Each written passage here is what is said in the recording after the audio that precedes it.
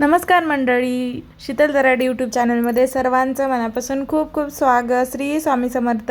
कशा आहात सर्वजण? आयोग सर्वजण खूप मस्त आणि मजेत असाल. तर आम्ही गेलो होतो यात्रेला म्हसोबाच्या मंदिरामध्ये. म्हाळोबाचं मंदिर आहे ते. तर खूप छान आणि खूप मोठं मंदिर आहे, त्याची होती यात्रा. तर ते आमच्या गावापासून थोडंसं जवळच. तर गेलो होतो आम्ही. तर खूप अशी गर्दी होती आणि संध्याकाळची वेळ होती. तर संध्याकाळी म्हणजे काय तर वेगळंच काहीतरी म्हणजे परंपरेनुसार त्यांचं म्हणजे देवाचं चाललेलं ते भेटवायचं काट्या वगैरे असं काहीतरी होतं. आणि त्याच्यानंतर तिथून पुढं आम्हाला एका कार्यक्रमाला जायचं होतं. पुढे पुढे समजेलच तुम्हाला मी कुठं चालले. तर आणि आम्ही पोहोचलो पण. हा होता माझ्या हातामध्ये केक. ते याच्यावरून तुम्हाला कळलंच असेल का मी बड्डेसाठी आली आहे म्हणून. तर मग त्याच्यानंतर आमचं ठरलं का बड्डे हा हॉटेलला करायचा आहे म्हणून, जे की माझ्या आत्ते सासूच्या घराच्या जवळच होता. तर आत्याच्या नाताचा बड्डे होता, म्हणजे जसं की माझ्या आत्ते नंदेच्या मुलाचा. मग इथं आलो आम्ही. तर खूप छान हॉटेल होतं. जसं की शिर्डी म्हणजे सिन्नर शिर्डी हायवेला हे हॉटेल आहे, नवीनच झालेले. खूप छान आहे, आत्ताच झालं आहे. तर आणि खूप स्वच्छ वगैरे परिसर पण पाहू शकता तुम्ही. आणि खूप मोठी पण अशी जागा आहे गाड्या वगैरे लावायला. आणि मध्ये हॉटेलमध्ये पण आहे ना, जास्त गर्दी नव्हती पण खूप असं स्वच्छ परिसर होता. मेन म्हणजे तेच आवडलं. आणि त्याच्यानंतर मागे ना छान अशी त्यांनी जास्त नाही पण मग कमी जागेमध्येच केलेलं. तर छान वाटत होतं. स्टेज वगैरे बनवलं, जसं की मग छोटी एखादी पार्टी वगैरे, बड्डे किंवा ॲनिव्हर्सरी वगैरे असेल तर तुम्ही तिथे सेलिब्रेट करू शकता. छान आहे. बाहेरचा पण परिसर एकदम हिरवळ हिरवळ, छान झाडं वगैरे लावले होते. आणि लाईटीची थोडी कमतरता असल्यामुळे ना व्हिडिओ थोडी ब्लॅक ब्लॅक येते, तर समजून घ्या, त्याच्यासाठी सॉरी. तर आता इथं आवाज देत होते अगं चला चला म्हणून. आणि मग आम्ही गेलो आतमध्ये, पण दाखवते मी तुम्हाला. आणि जेवण वगैरे पण छान होतं, म्हणजे मला तरी आवडलं. म्हणजे आत्या त्या नेहमी येत असतात पण आम्ही पहिल्यांदा गेलेलो. मग जसं की आमच्या आत्याने आम्हाला पार्टी दिली ती. तर हा पाहू शकता तुम्ही केक. आणि हा आहे बड्डे बॉय, त्याचं नाव आहे प्रलय.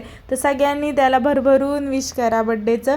तर मग तो म्हणजे आय थिंक हा त्याचा दुसरा बड्डे आहे. आणि मी पहिल्या बड्डेला पण गेली होती, तो त्यांच्या गावाकडेच होता. आणि हा इकडं आत्याकडे होता बड्डे.